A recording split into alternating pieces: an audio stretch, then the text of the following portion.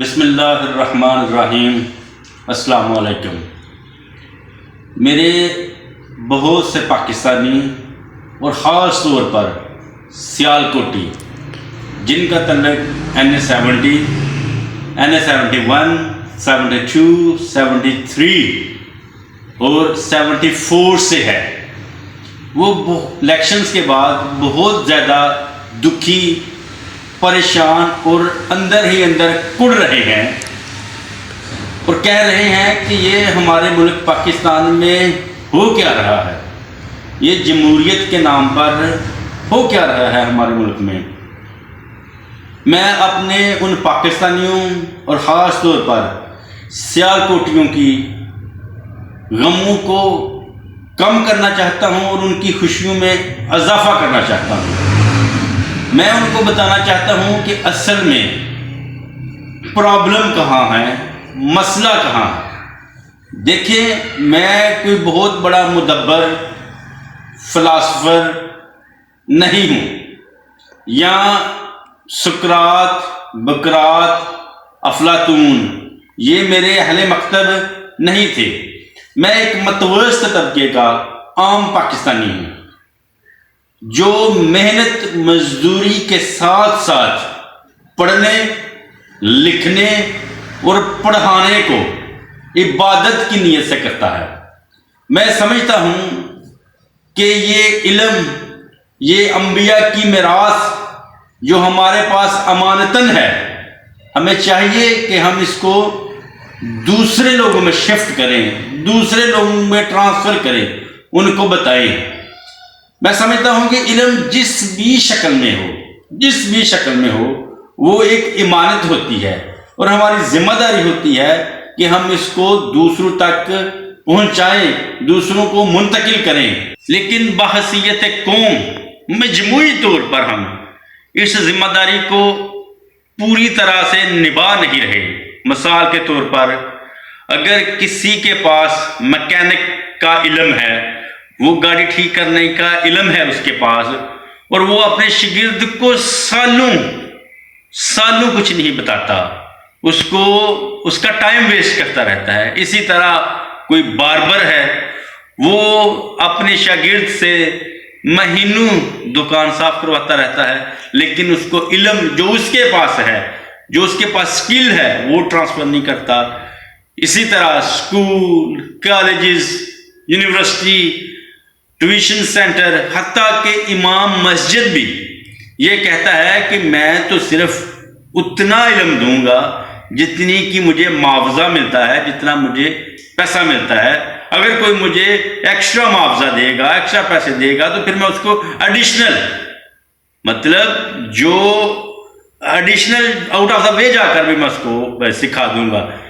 یہ حال ہے بحیثیت ہماری قوم کا۔ ہم کتنے گر چکے ہیں۔ معاشی طور پر تو ہم پسماندہ ہیں ہی، لیکن اخلاقی طور پر بھی ہم بہت پیچھے ہیں۔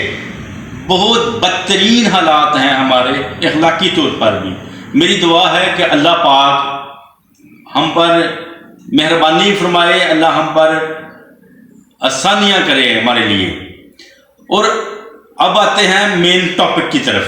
دیکھیں، یہ جو آپ سوشل میڈیا پر دیکھتے ہیں، لوگوں کے ششکے، لوگوں کی آنیاں جانیاں، لوگوں کی کھانوں کی تصاویریں، لوگوں کے فنکشنز کی تصاویریں، دیکھیں یہ پورے پاکستان کا 2 یا 3 یا آپ کہہ لیں 4% لوگ ہیں جن کے پاس اس طرح کی آسائشیں موجود ہیں۔ اکثریت عوام حد غربت سے نیچے زندگی گزار رہی ہے۔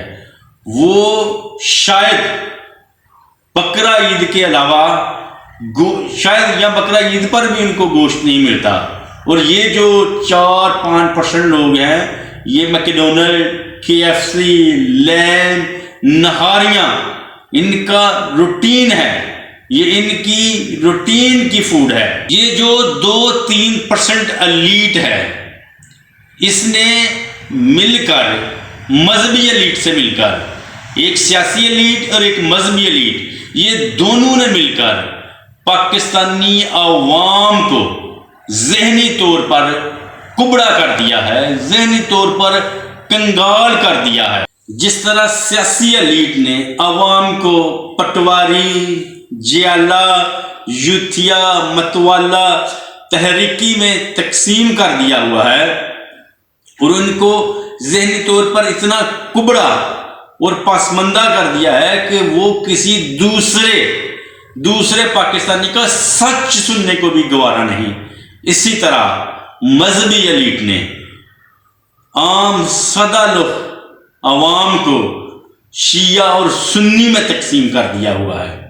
آپ اس کی مثال ایسے دیکھیں کہ ایک 6 فٹ کا آدمی ہے، اگر ایک 6 فٹ کے آدمی کو 75 ایئر سے 75 سال سے ایک 2 فٹ کے پنجرے میں قید کر دیا جائے اور اس کو 75 سال بعد باہر نکالا جائے تو وہ 6 فٹ کا آدمی 2 فٹ کا کبڑا بن چکا ہوگا۔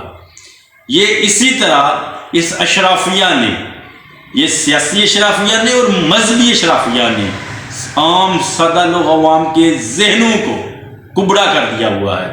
ان کو سوائے نفرت کے، ان کو سوائے عدم برداشت کے، ان کو سوائے الزام تراشی کے کچھ نہیں دیا۔ ان کے اندر سے برداشت ختم کر دی ہے، کسی کی اوپینین کی، کسی کی رائے سننے کی ان کے اندر سے برداشت ختم کر دی ہے اور انہوں نے عوام کو تقسیم کر دیا ہوا ہے۔ مذہبی ایلیٹ نے ہمیں علیحدہ سے پسماندہ رکھا ہوا ہے، ہمیں ذہنی طور پر کبڑا بنایا ہوا ہے کہ آپ نے خود سے کچھ نہیں پڑھنا۔ اگر آپ خود سے پڑھیں گے، اگر آپ خود سے دیکھیں گے تو آپ گمراہ ہو جائیں گے۔ دیکھیں ایک سادہ سی مثال ہے کہ جب آپ کے گھر میں بچہ پیدا ہوتا ہے اور اس کے کان میں اذان دینی ہے، یہ کتنا مشکل کام ہے۔ آپ خود سوچیں یہ کتنا مشکل کام ہے۔ یہ مذہبی ایلیٹ نے یہ بھی مشکل ترین کر دیا ہے۔ اسی طرح اگر کوئی فوت ہو جاتا ہے، اس کی تدفین اور اس کا نماز جنازہ پڑھانا کتنا مشکل کام ہے۔ آپ کو ثنا آنی چاہیے، آپ کو درود آنا چاہیے، آپ کو دعائے مغفرت آنی چاہیے، جو دعائے نماز جنازہ ہے وہ آنی چاہیے۔ سمپل یہ 3-4 چیزیں ہیں، آپ فوکس کر کے اگر آپ 1 گھنٹہ 1.5 گھنٹہ بیٹھیں گے تو انشاءاللہ آپ کو یہ آ جائیں گے۔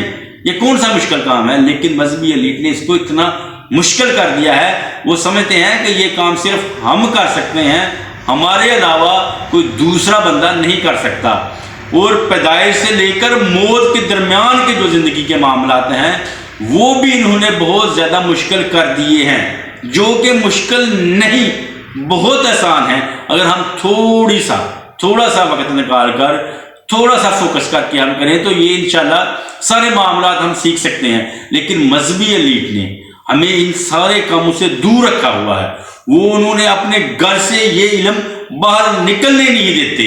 اسی طرح سیاسی ایلیٹ نے الیکشنز کو، سیاست کو، ملک چلانے کو اتنا مشکل بنا کر پیش کیا ہے، اتنا مشکل بنا کر پیش کیا ہے کہ وہ کہتے ہیں کہ یہ الیکشن، یہ ملک صرف ہم اور ہمارے نالائق بچے چلا سکتے ہیں۔ آپ صرف نعرے مارنے کے لیے ہیں، آپ صرف بنگڑے داڑنے کے لیے ہیں۔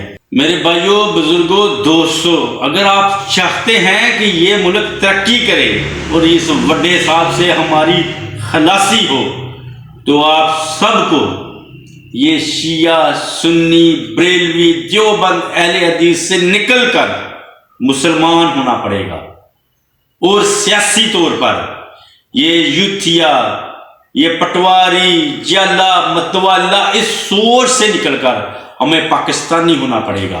اور جب ہم سارے ایک قوم بن جائیں گے پھر انشاءاللہ یہ وڈے صاحب آپ ہی اپنی موت مر جائیں گے۔